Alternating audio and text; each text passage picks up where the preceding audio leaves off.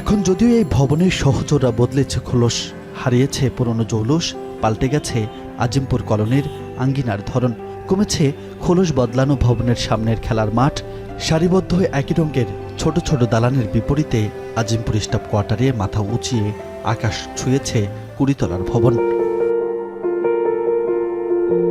আজমপুরের মতো 50-এর দশকে গড়ে ওঠা মতিঝিল, আগারগাঁও, ইস্কাটন, শেরেবাংলা নগর ও গ্রিন রোড কলোনির চিত্র অনেকটাই একই।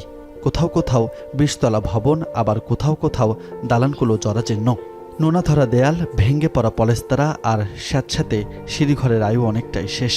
একই জায়গায় পুরনো ভবন ভেঙে চলছে আকাশচুম্বী বহুতল ভবন নির্মাণের কানালাপ। অথচ এই কলোনিগুলো ছিল স্বাধীন বাংলাদেশ পরবর্তী খাঁটি মানুষ তৈরির এক সূতিকাগার। ঢাকার এসব স্টাফ কোয়ার্টারের গোড়াপত্তন হয়েছিল মূলত পাকিস্তান আমলের শুরুর দিকে। ভারত ভাগের পর পূর্ব পাকিস্তান তথা ঢাকা যখন পাকিস্তানের প্রশাসনিক কেন্দ্রে পরিণত হলো, তখন তৎকালীন পূর্ব পাকিস্তানের প্রশাসনিক কর্মকর্তাদের জন্য নির্মাণ করা হয়েছিল এসব কলোনি। যদিও তৎকালীন সরকারি কর্মকর্তাদের প্রথম আবাস হয়েছিল নীলক্ষেত, আজমপুরের ব্রিটিশ ব্যারাকগুলো, আর সেখান থেকে যাত্রা শুরু হয়েছিল এসব কলোনির।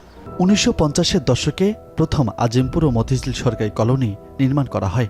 নির্মাণ হয় Agargaon, Eskaton, Sher-e-Bangla Nagar, Shahjahanpur railway colony, Bangladesh bank colony, green road colony, Demra staff quarter.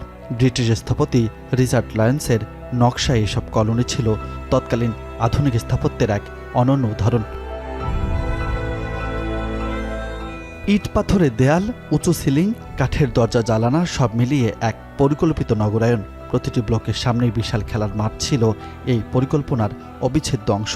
আর এসব কলোনিতেই বিকশিত হয়েছে স্বাধীন বাংলাদেশের সামাজিকতা, গড়ে উঠেছিল সংগঠন, বিকশিত হয়েছিল সংস্কৃতি চর্চা।